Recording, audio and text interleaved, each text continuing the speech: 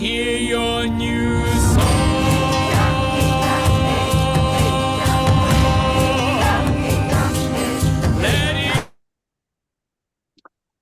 All right. Yate everyone. Hello, and thank you all for joining Indigenous Ways Wisdom Circle this evening.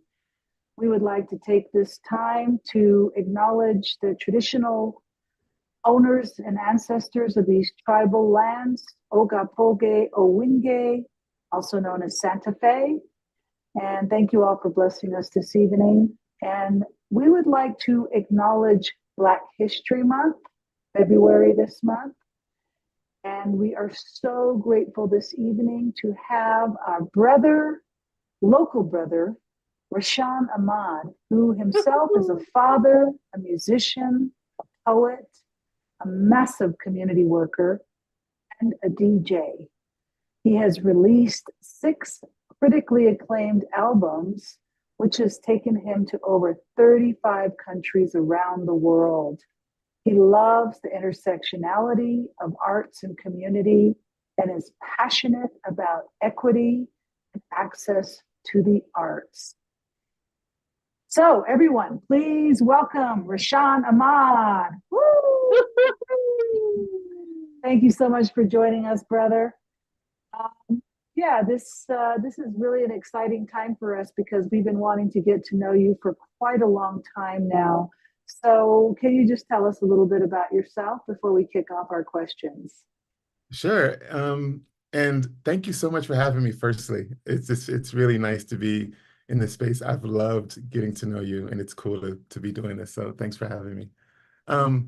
So yeah, I'm Rashan. I've been living here in Santa Fe for about 10 years. Before that, I was in Oakland, California. Before that, I was in Boston, Massachusetts. Before that, I was in Brooklyn, New York. Before that, I was in Los Angeles, California. Before that, I was in New Jersey, where I was born, where all my family is from. Um, I grew up mostly in mid-city LA. My father was a DJ. My mother did all sorts of wonderful things, including being a hairstylist and an X-ray tech. And yeah, I've been fortunate enough for the last close to 2 decades to be able to travel the world. My career has been based mostly outside of the United States, but I love the intersection of art and community and activism. So usually when I do a show, I'll do a show, and then I'll go to a refugee camp and do some sort of workshop. I do a show, and then I'm in a youth detention center or a community school or a neighborhood. I love intersecting art and music and the culture of hip hop all around the world. And now most currently in my own community here, where I get to have a wonderful time playing with a bunch of wonderful people and making magical things happen around creativity and art. That's wonderful. So when you were a little guy, did you have a lot of like influence, like stimulation? Did you get into the arts along with music? Did you do visual, 3D, 2D? I mean, what really took off this intersectionality, obviously, that started a long time ago? Yeah, it's always hard to figure out where things started because it just was, it just like just in my neighborhood and my family, there were people who were my older brother was breakdancing and my father was playing mixtapes from his friends who are also DJs. There was art in my neighborhood from all the murals that were around. So yeah, I don't remember where a start happened because I was always kind of just like rapping down the street with my brother to the beat, or like just running around, it just was. So it just kind of always surrounded. I didn't really understand that it was a, I don't know, a career, I guess. And more, I'm understanding what all that training was. But yeah, it's just the culture of like what we do. We just are artists and creatives without saying those words. So when that pivot, I don't know if it was a pivot, an inflection, if it happened, when you decided to actually make a living at this and do this to be able to make it work for you, other than just doing that creative spirit of it all, but to make it work. When did that happen and how did that happen and what got you into it? Yeah, it happened around, I'd say, maybe around the early 2000s. I was working at this place called Copy Central where I was delivering paper. I had a little van in Berkeley, next to UC Berkeley. I'd deliver like little mailers to the classes so we get all these things printed out. And I just remember during this time, I was living in a big house with my band, 10 to 20 people, depending on the time, we're like kind of all in there. And this was around the time where there was a really big independent movement in the Bay Area. The Bay Area always has this kind of, you know, this not only creative, but like a revolutionary mindset. So there was this whole thing about rejecting major labels and going independent. So there was this big in underground hip hop, there was this big scene for, independent, going independent. And so there was all these people who started selling their tapes in front of Amoeba Records and Rasputin Records in Berkeley on Telegraph Avenue. And, I don't know, something told me one day, I was like, I have to try this. I think I'm young enough to say, I don't have any kids, I don't have any real, responsibilities. So let me like go full forward with this. And so I walked into my job. I told him that I had to quit. And I went home and I made a mixtape and I went and I sold it on Telegraph Avenue and I made my rent. Rent was $300, if that. And that was the beginning. That was the last kind of job until my new role as executive director, which is wild. But that's how it started, where I was like, okay, I'm gonna do this to pay my rent. That sounds like you took a serious jump and into the great unknown. And so now that we're talking about your music, let's have a listen to one of your songs. Great.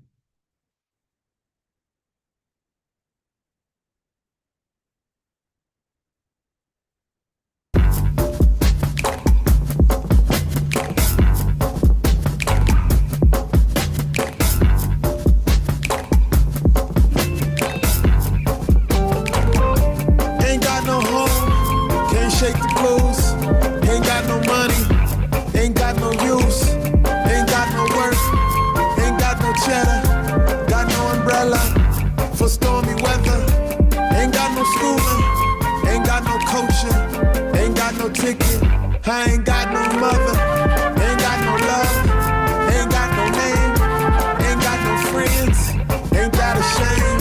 But what I got,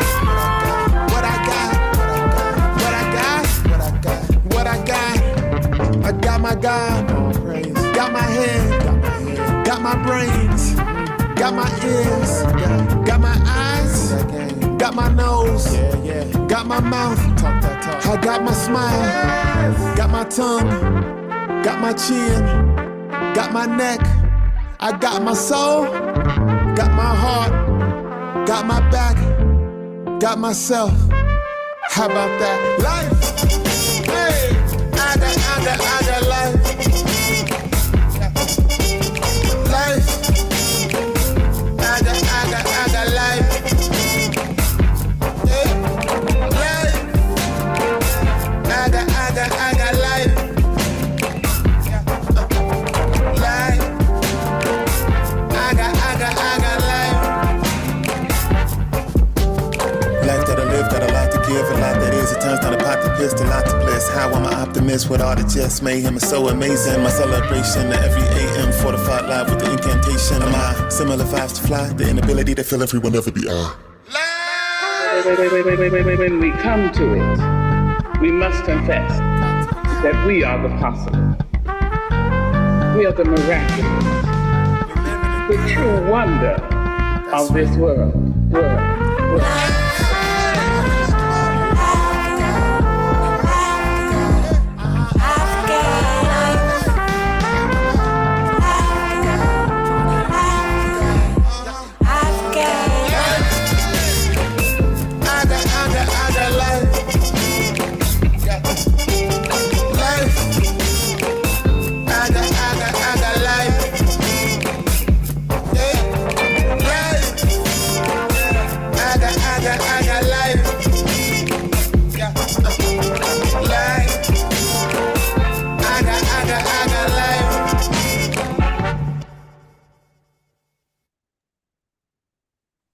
Yay, good stuff. Right on. That's happening. I like the message. Thank you Thank for you. sharing. Really appreciate Indeed. that. That actually has to go to, that's kind of an interpretation of Nina Simone. Nina Simone is she rose one of my favorite artists, so that's an interpretation of one of her songs. Yeah. Oh yeah, right on. Thank you for saying that. I love Nina Simone myself. She's got some uh, vocals that are comparable to. I think Elena's been compared to her with her vocals. So, what's your overall message for your songs? What do you hope to accomplish? You know, what I hope to accomplish is to touch folks in the way that I was touched by music, particularly, um, I was growing up in mid-city LA amidst, like, the Reagan era of, the crack era, the gangs era in Los Angeles. And, when I first heard some of the early hip hop, like Public Enemy saying "Fight the Power," or NWA saying "F the Police," or KRS-One saying "You Must Learn," talking about Black people in Africa who were kings and queens. Growing up in a public school where my history started at slavery, it was such a revolution to hear and to learn through music. And what I love most about it is a lot of the music I was just listening to because I like the beat. I was bopping around just listening, and then maybe the fourth or fifth time I'm singing "Fight the Power," and I'm like, "Fight what power? What does that even mean?" And I love the way that music you can have such, like, just good feelings about it, and then there's a message inside of it. So I really love, having music that is just good to listen to, but also has some sort of either message or just feeling or some expression, because it's what I really love about the receiving and hearing music myself, so and feeling it. I love it. I love it. I love it. I love your message. It's people. I've been hearing hope bands since I was a child on a reservation too, and hope bands are great. But then when the show's over and the band goes, and the devastation and the economy is still there the way it is, it's like how do artists, performers, musicians get innovative about leaving some kind of sustainable seeds for people to be able to jump out of that and realize they have choices through the creative process that requires willingness, and creativity and discipline and all that kind of good stuff that I don't think a lot of people, including myself, wanted to hear when I was young. I wanted to just snap my fingers and boom, I'd be on, with the band, but that's not how it works out. You got to practice. So how did you end up in Santa Fe? That's what I want to know.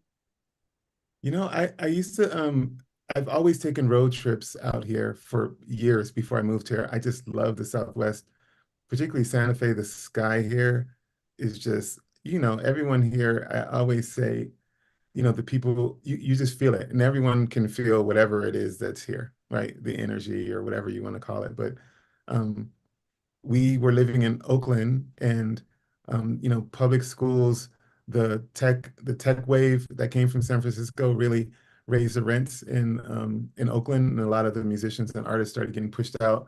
Schools were really hard to good schools were hard to come by, so we started homeschooling and unschooling our kids, and ended up renting a house during in the winter sometime off of Highway 14 in Santa Fe, just for like a couple of weeks, right? Because we just like had the time.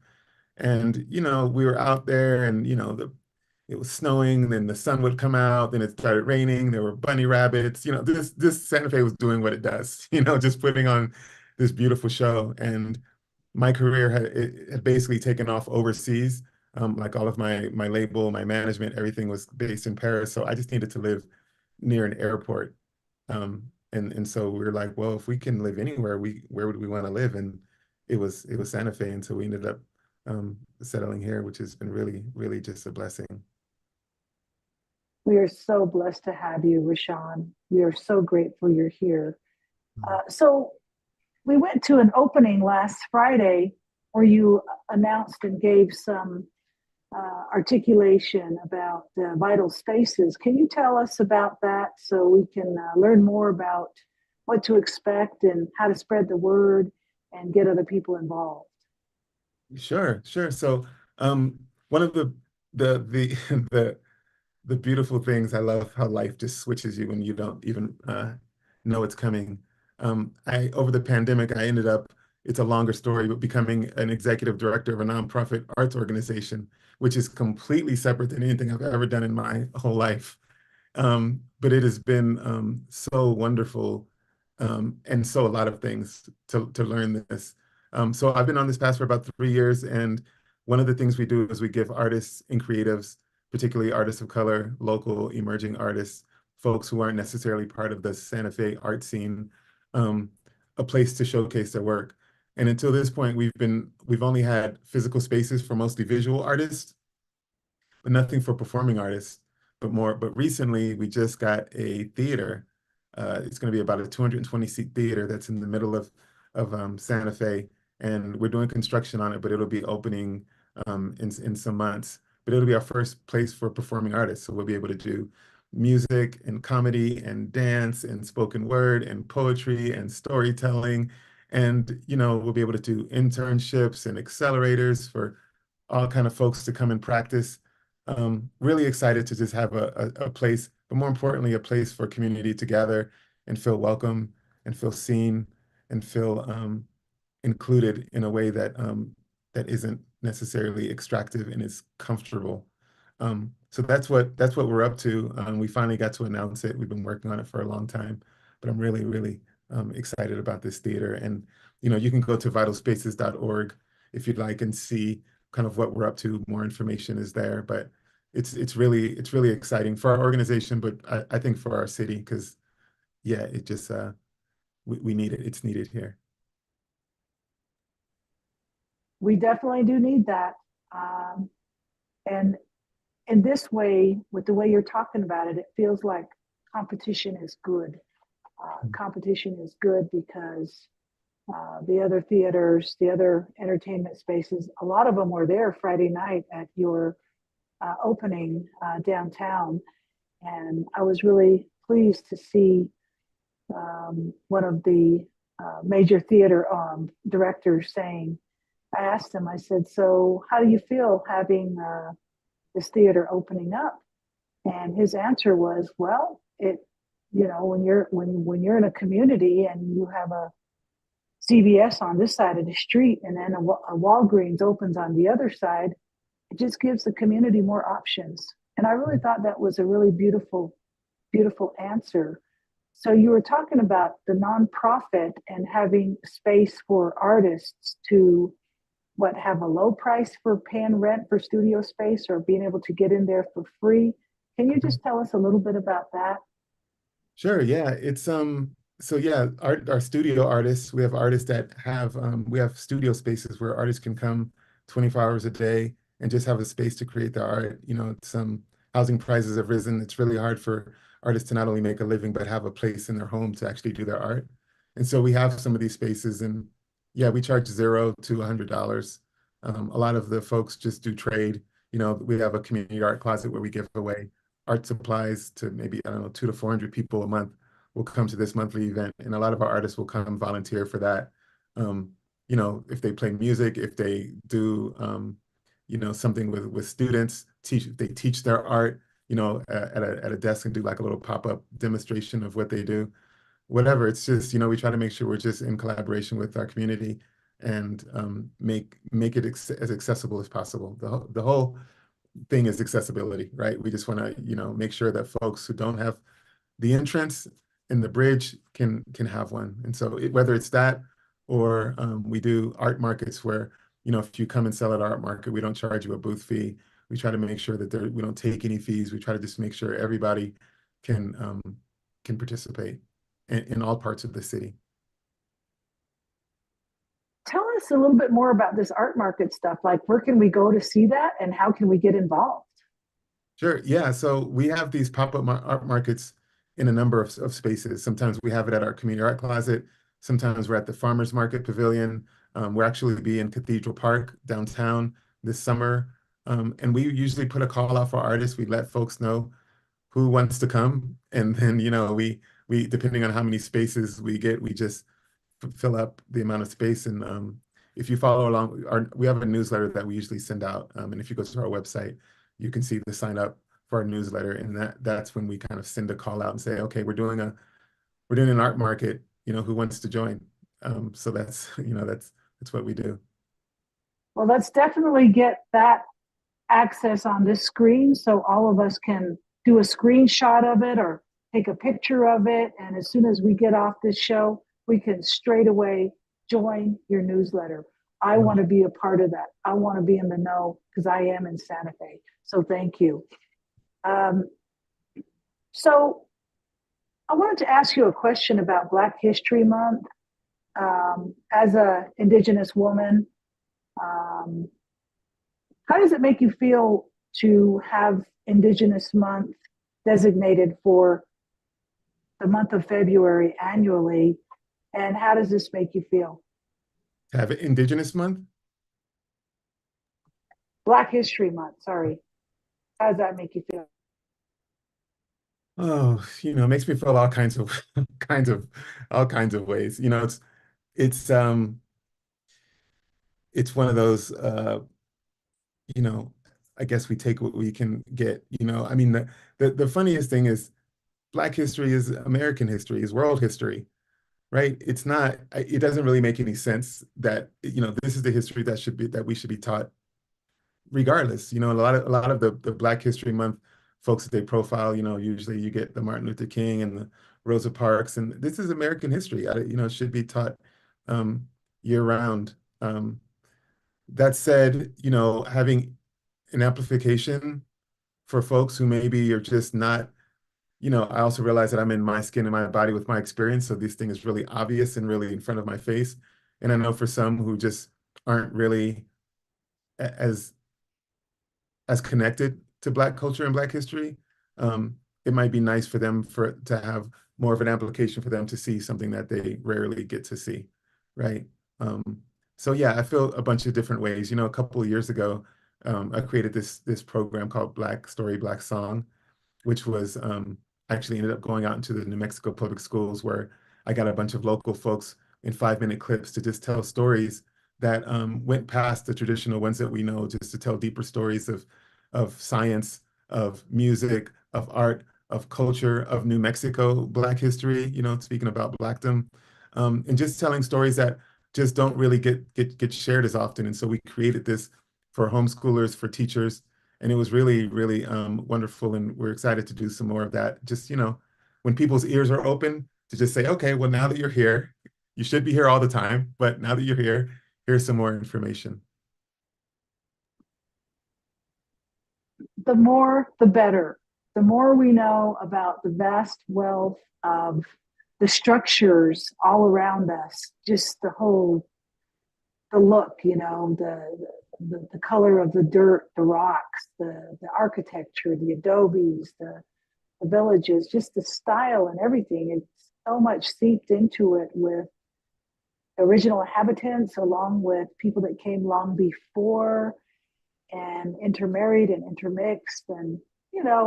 some disagreements happened along the way. And Yeah. but I've heard some fascinating stories from the local people living in Santa Fe that have just knocked my socks off. I can't even believe how much history we're missing. But the people that have been here for multiple generations can tell us, from the people descendants from Mexico, the descendants from Spain, the Jewish descendants here, the African American descendants, and the indigenous, and somehow we all get just mixed in the story, and it's so much beauty. But really, to me, my goal is always no walls of separation. So I think that's what's so beautiful about living in Santa Fe. We have it feels like we have a little bit of everything, but it seems like more people are coming, so that's a good thing. I think that is a good thing. So when a few times that I've met you, you have a really gentle presence. Just makes me want to just sit back and sigh, take a deep breath, and go, everything's going to be okay, Tosh. I mean, that's just the vibe I get from you. It's just, you have a real calming effect. But when I hear your music and your creative expression that comes through, you're empowering, you're fierce. Your stuff is loud, it's clear, and it's beautiful. Can you talk a little bit about that? About the difference between the Yeah, two? yeah, because it almost feels like you meditate or something. Yeah, it's that's such an interesting question, and it makes a lot of sense to me because I would say when I used to leave the house in the morning, every morning, my father would say, "Keep your eyes and your ears open and your mouth closed unless you have something to say."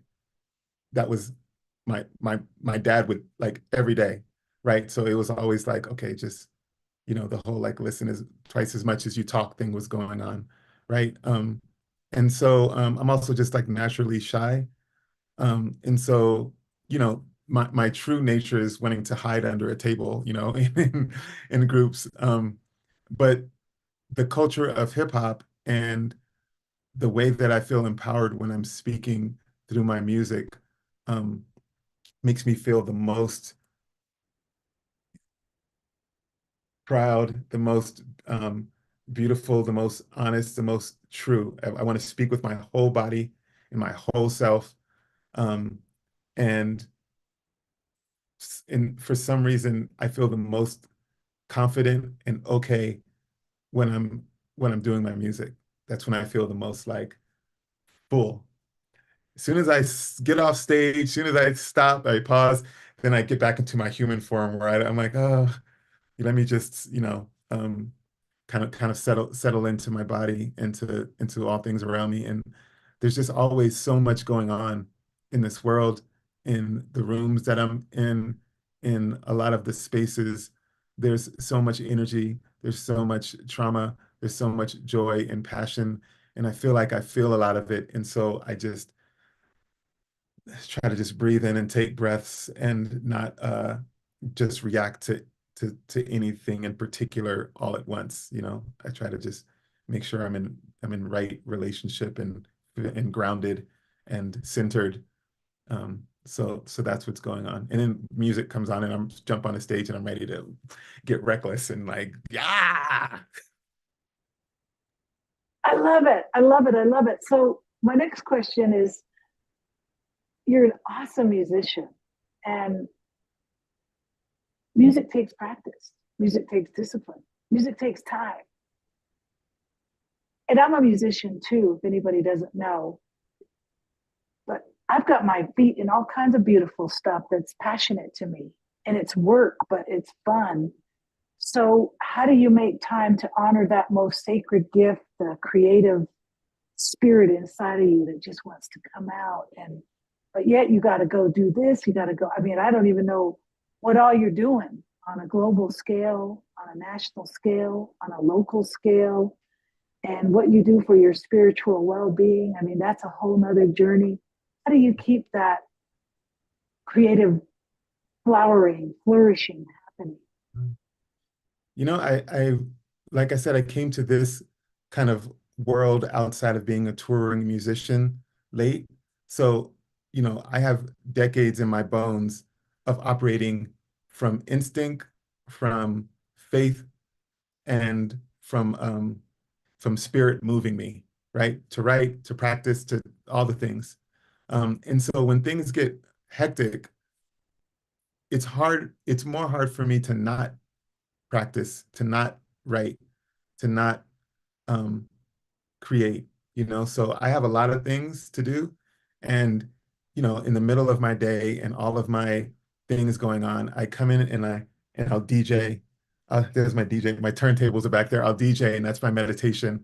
Or I'll just make a beat on my beat machine and I'll write a rhyme just to get it out, just to get out and to feel like a human being again, because I don't like feeling disconnected, feeling like I need to do something that doesn't feel true to me. It makes me feel out of whack.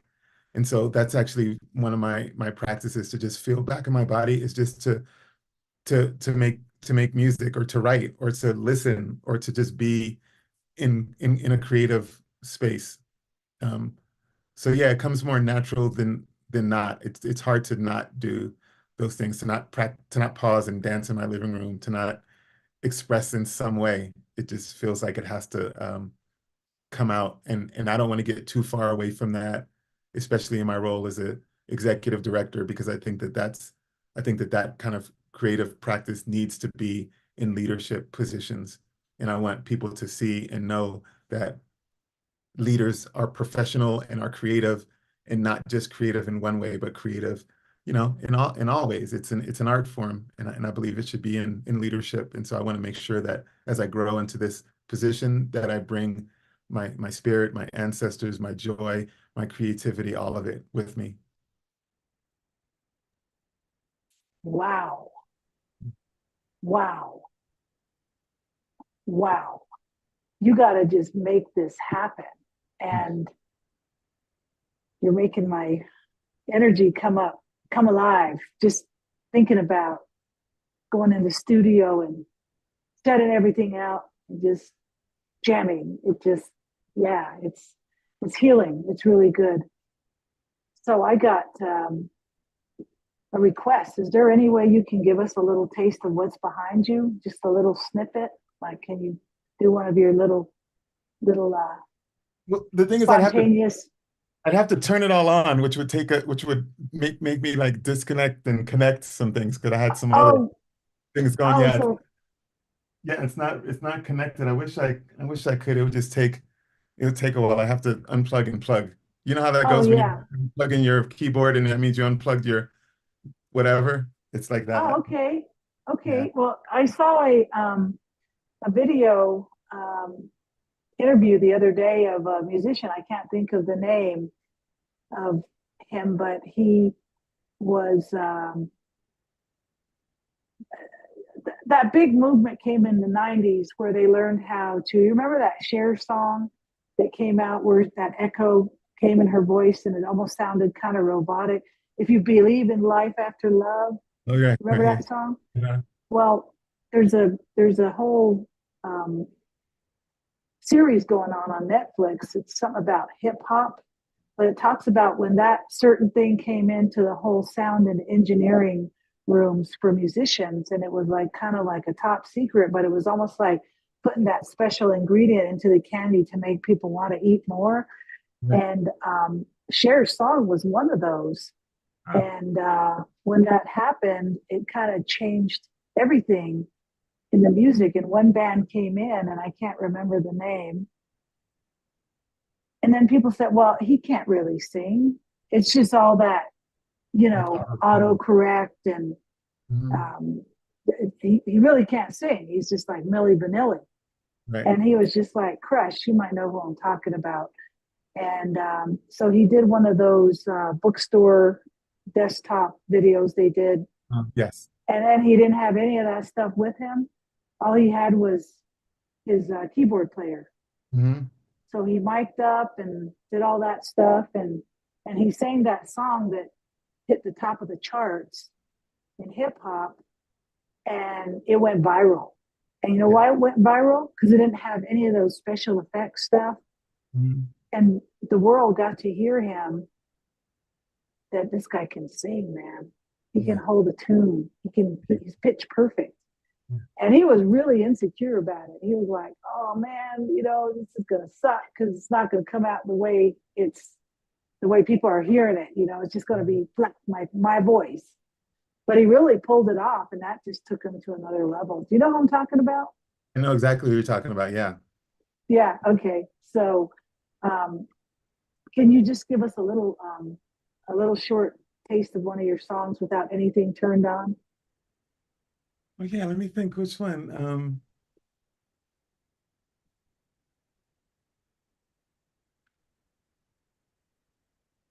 Maybe the one we just heard, because I love doing that a cappella, because it just makes me feel so good. Actually, I had a dream last night, and it kind of messed me up. I felt like Chris Parker because I couldn't wake up, and in it, every minute I was inhaling poison. I looked around the neighborhood, all the boys and girls when they ran, they stepped in cracked bottles and sand. The fruits on trees wasn't as good as groceries. Pesticides and hormones, it was put in our food. The FDA said it didn't affect the kids' attitudes, but the children got worse, and started turning to thugs. To combat drugs, we started putting them on drugs. Stopped giving hugs, avoided eye contact. Being unfriendly to strangers was the way you're supposed to act. The people who had the most contributed the least. Brutality by police was keeping the peace. Money ruled the world. We had overcrowded schools. People who didn't follow this way was labeled as fools. Bums, transients, homeless, and dropouts who lived separate from society, shunned by the masses. Cultures were wiped out, forests were demolished, species died off so the cog remained polished. Slavery got abolished, except technically in prison. Most were drug-related. The drugs came from decisions that the government made, and the people got played, and the people got played, and the people got played. There, yeah. That's some truth. Yeah, That's indeed. some truth. Yeah, okay. Yeah, T-Pain. Yeah, that's right. That was T-Pain. Yes, yes, yes, yes. And there's a beautiful sister that you met the other night, Sheila, who came to your opening, the chair of the performing arts at IAIA. And here's a question, statement from her.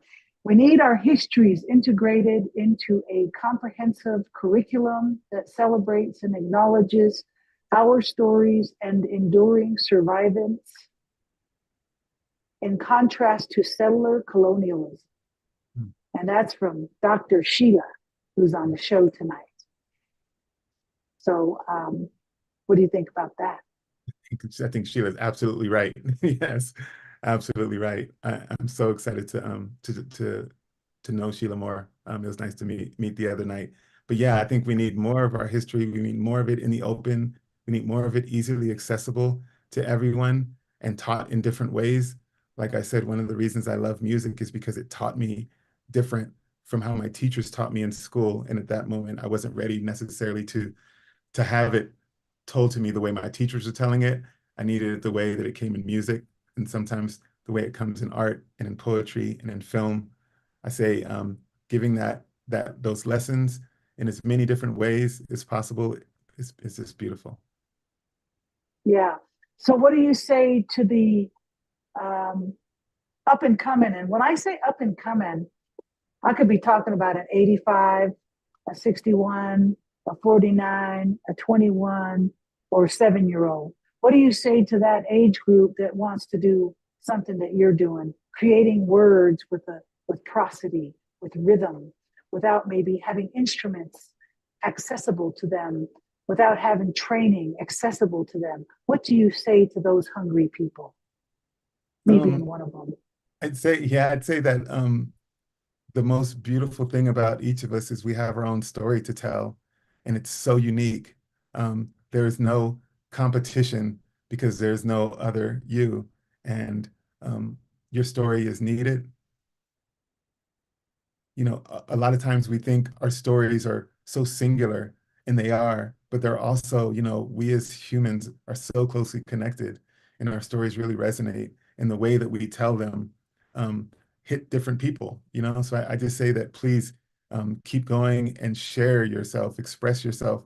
One of the reasons I love hip hop so much is when I travel, most of the time I'm meeting with people who don't have access. There's no music programs. There's no instruments. There's nothing, right? And so I show up, and usually the first thing I do is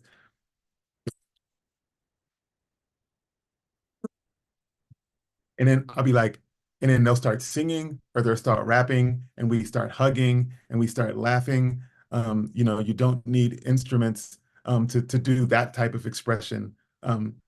At least, you know, to gather, which was how I learned in this. It was they called ciphers, right? Where everyone would gather in a space on a street corner, in a basement, on a rooftop, in a park, and you just gather in a circle and you cipher and you share ideas. And there's someone who's with beatboxing, and you share, and that kind of community, that kind of freedom is, and that kind of expression is what I'm excited to hear from whoever is looking to express, right? I want to hear what joy, what passion, what pain, what trauma, what energy they have, and we all need it. So please do it.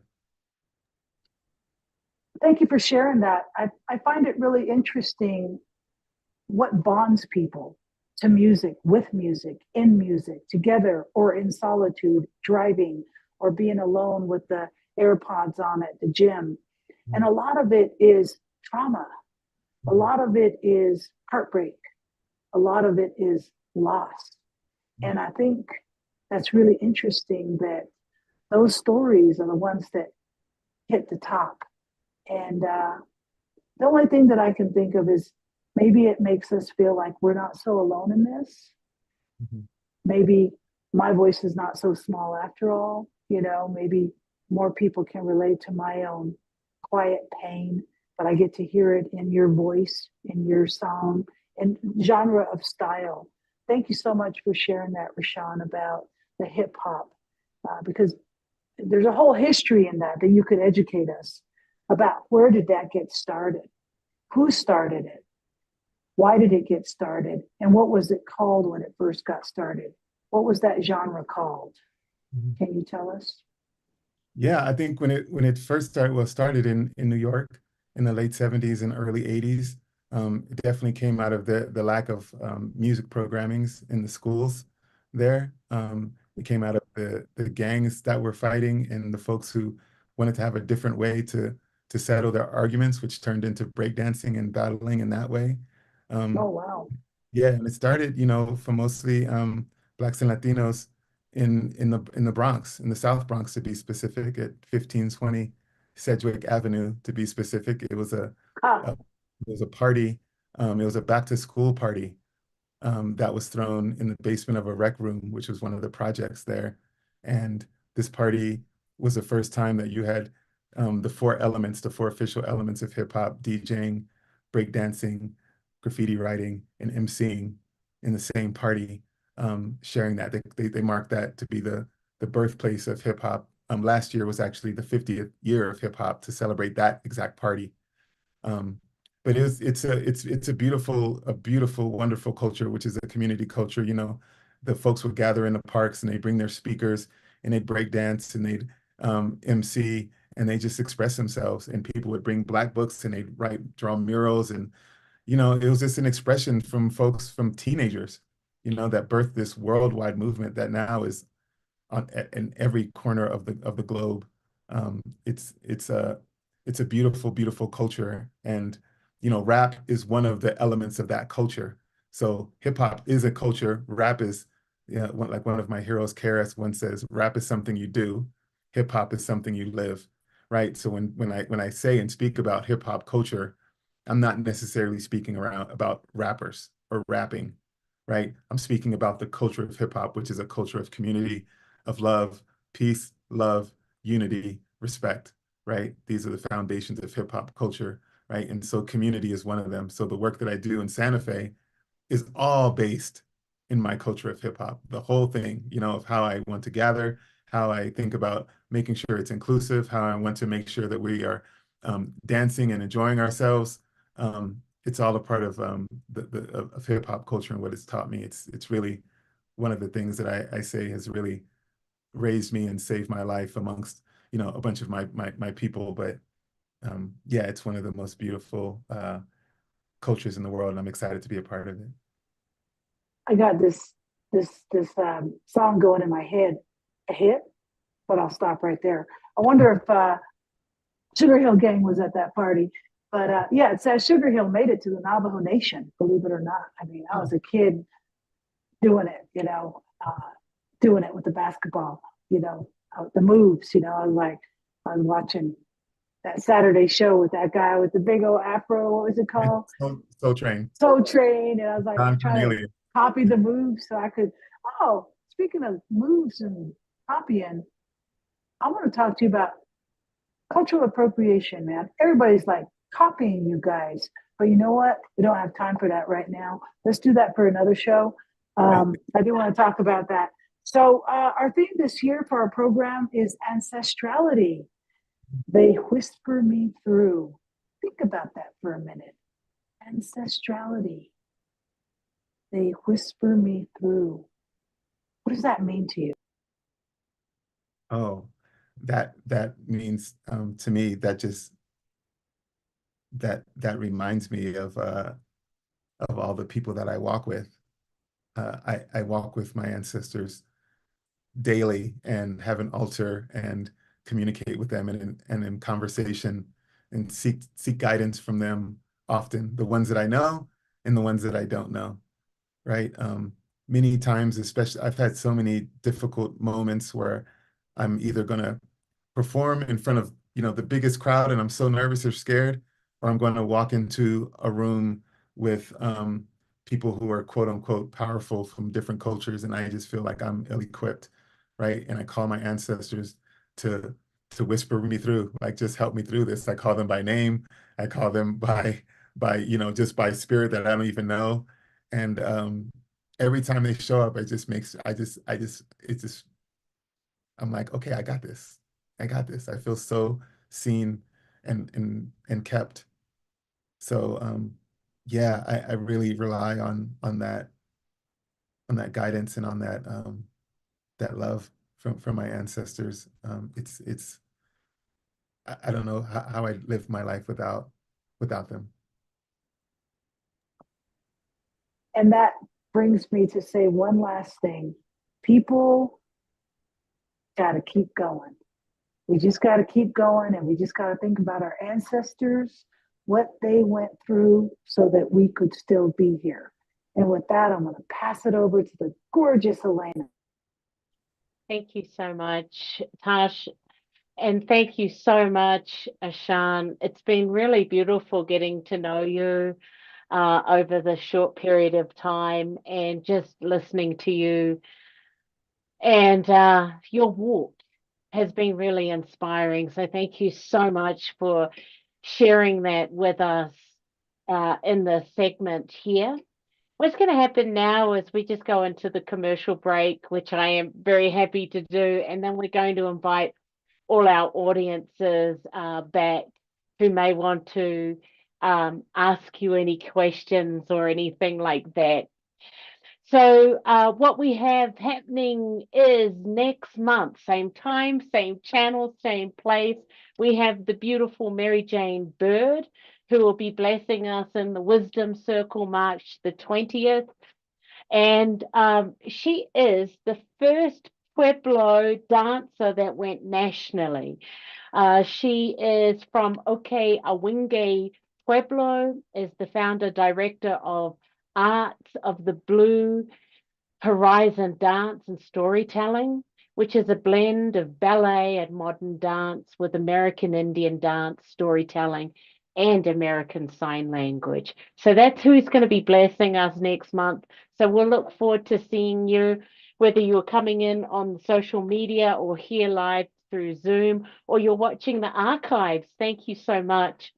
We kicked off this Wisdom Circle April 2020, and so we've had over 200 presenters, including Rashan, who you've just seen. They're all archived in our library, where you can go to the Indigenous Ways the IndigenousWays.org, and there you'll be able to see our video archives. If you want to share Rashan's video, please do. The link will be in there in the next 48 hours. And also below me, you'll see all of the social media whizzing past. So if you're on social media, please like or subscribe to any of our pages.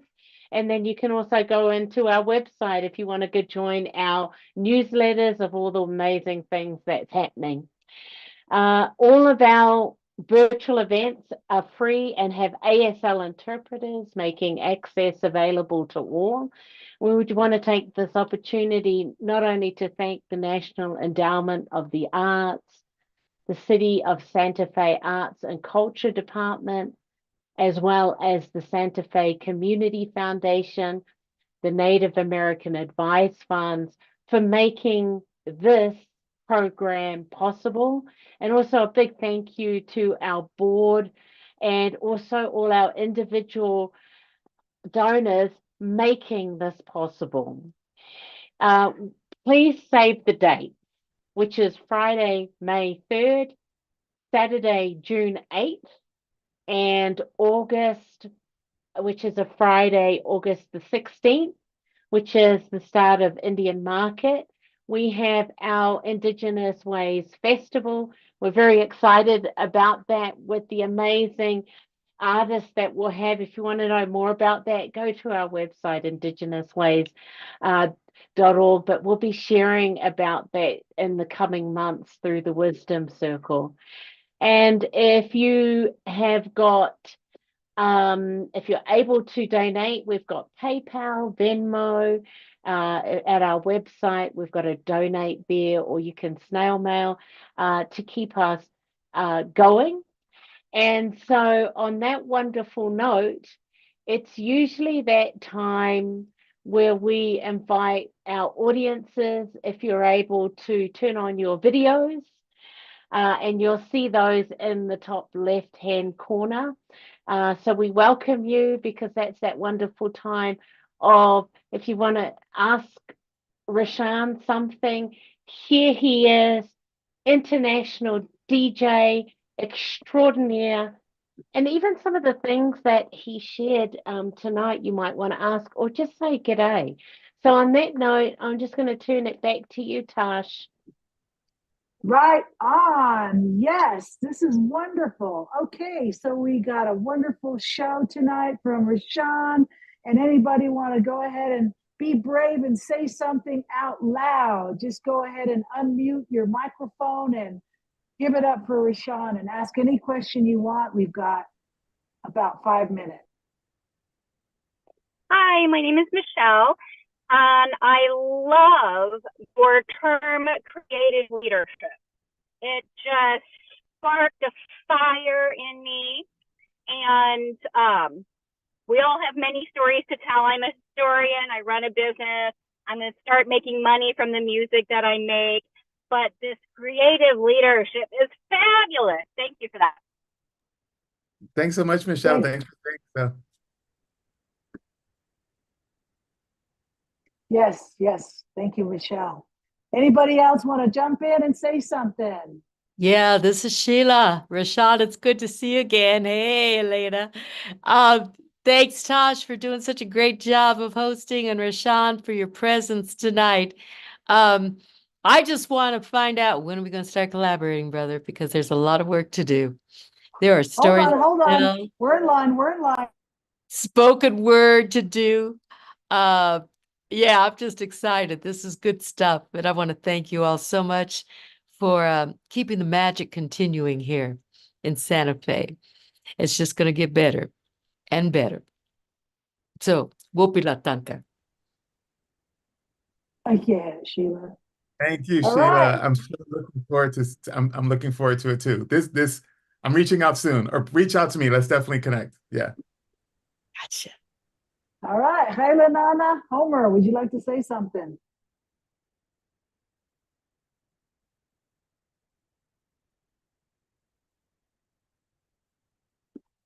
All right. Yeah, Homer. I was really, I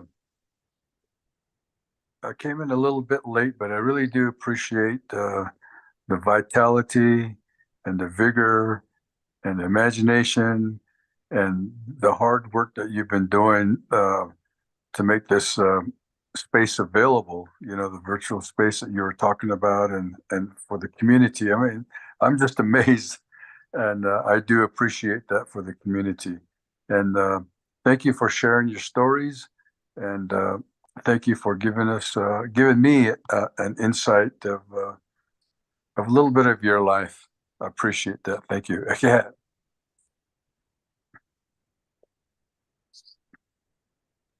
Yeah. There you go. Hey. Beautiful.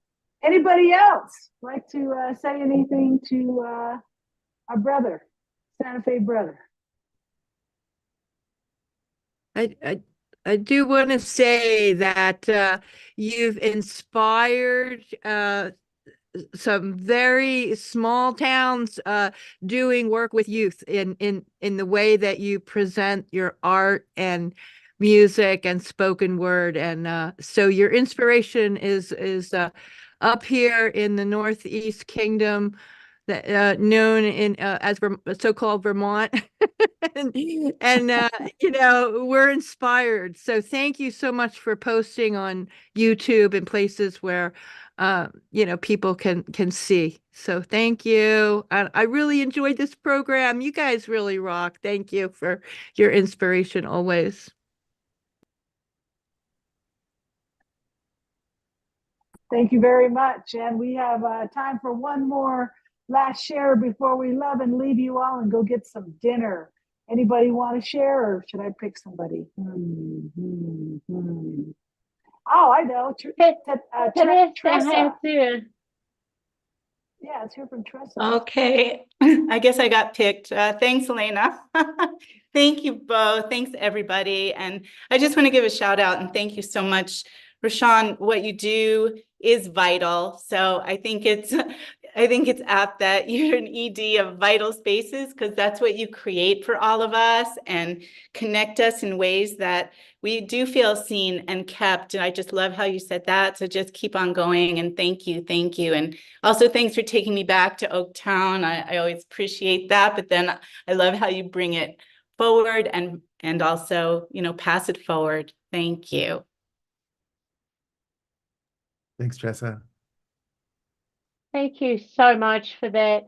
I want to just take this time to thank each and every one of you for making this time and this space, whether that be live virtually or you're watching the recording of this amazing Rashawn Ahmad, who's just given us a little bit of a snippet of amazing excitement of the extraordinary work he's been doing, but more importantly, the selfless service of giving back to community.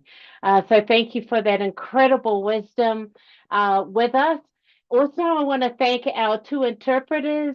We have Crescesiano Garcia as well as Mariah Garcia, not related, but beautiful last names, making access available for all with the sign language interpreting. We'll look forward to seeing each and every one of you. Bring a friend as well, which is next month, March the 20th, Wednesday, the third Wednesday of each month at the Wisdom Circle. Same time, same channel with the amazing Mary Jane Bird. But apart from that, let's give a big shout, hoot and holler for the one and only Rashawn. Lady